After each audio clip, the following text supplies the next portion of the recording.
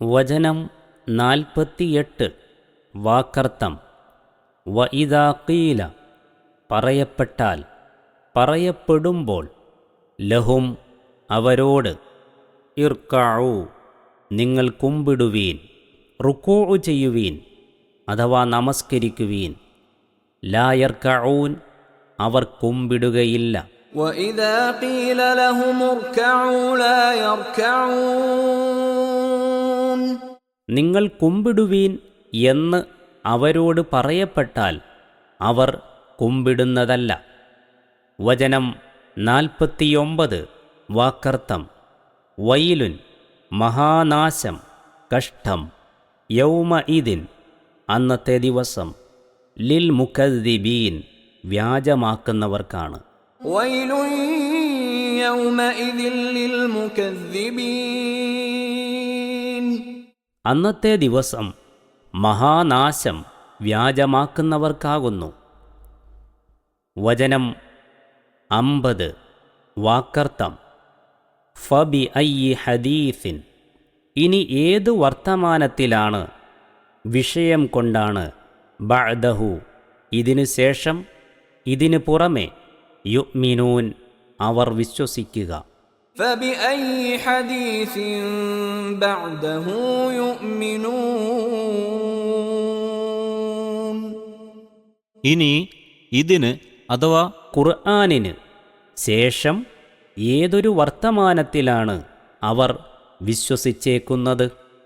വചനം 48 മുതൽ 50 വരെയുള്ളതിൻ്റെ വിശദീകരണം.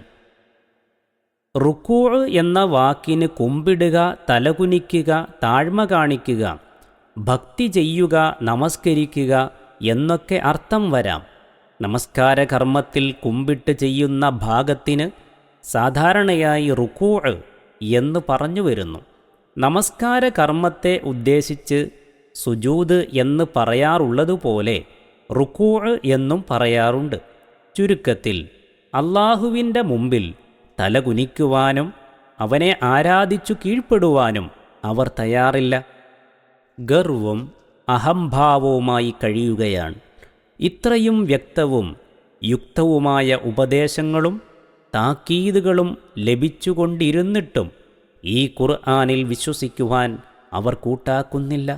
എന്നിരിക്കെ ഇനി ഏതൊന്നിലാണ് അവർ വിശ്വസിക്കുവാൻ പോകുന്നത് എന്ന് താൽപ്പര്യം. ഇമാം അഹ്മദ്, അബൂദാവൂദ്, ഹാക്കിം റളിയല്ലാഹു അൻഹും മുതലായ മഹാന്മാർ അബൂ ഹുറൈറ റളിയല്ലാഹു അൻഹുവിൽ നിന്ന് നിവേദനം ചെയ്ത ഒരു നബി വചനത്തിൻ്റെ ചുരുക്കം ഇപ്രകാരമാകുന്നു.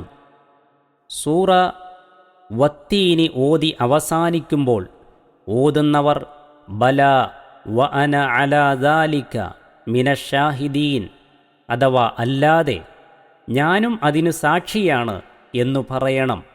സൂറത്തു ഖിയാമ അവസാനിക്കുമ്പോൾ അവൻ ബല അഥവാ അല്ലാതെ എന്നും പറയണം. സൂറത്തു വൽ മുർസലാത്തി ഓതി അവസാനിക്കുമ്പോൾ ആമന്നാ ബില്ലാ അഥവാ ഞങ്ങൾ അള്ളാഹുവിൽ വിശ്വസിച്ചിരിക്കുന്നു എന്നും പറയണം എന്ന് വന്നിരിക്കുന്നു. ഈ സൂറത്തുകളുടെ അവസാനത്തെ വചനങ്ങളിൽ അടങ്ങിയ ചോദ്യങ്ങൾക്ക് മറുപടി എന്നോണമത്രേ ആ വാക്കുകൾ പറയുവാൻ നബി സല്ലല്ലാഹു അലൈഹി വസല്ലം കൽപ്പിക്കുന്നത്.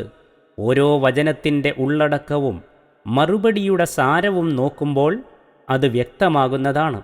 മാത്രമല്ല, ഖുർആൻ പാരായണ വേളയിൽ സന്തോഷവാർത്തകൾ കാണുന്നിടത്ത് അള്ളാഹുവിനോട് അതിനുവേണ്ടി പ്രാർത്ഥിക്കലും, ഭയവാർത്തകൾ കാണുന്നിടത്ത് അള്ളാഹുവിനോട് അതിൽ നിന്ന് രക്ഷ തേടലും ആവശ്യമാകുന്നു. ഈ ഒടുവിലത്തെ വചനത്തിൽ കാണുന്നതുപോലെ ചോദ്യരൂപത്തിലുള്ള വചനങ്ങൾ പാരായണം ചെയ്യുമ്പോൾ വിനയപൂർവം അതതിന് യോജിച്ച മറുപടി വാക്യങ്ങൾ പറയുന്നതും നന്നായിരിക്കും. നബി സല്ലല്ലാഹു അലൈഹി വസല്ലമയുടെ ചര്യകൾ പരിശോധിക്കുമ്പോൾ കാണാവുന്ന മര്യാദകളാണ് ഇവയെല്ലാം.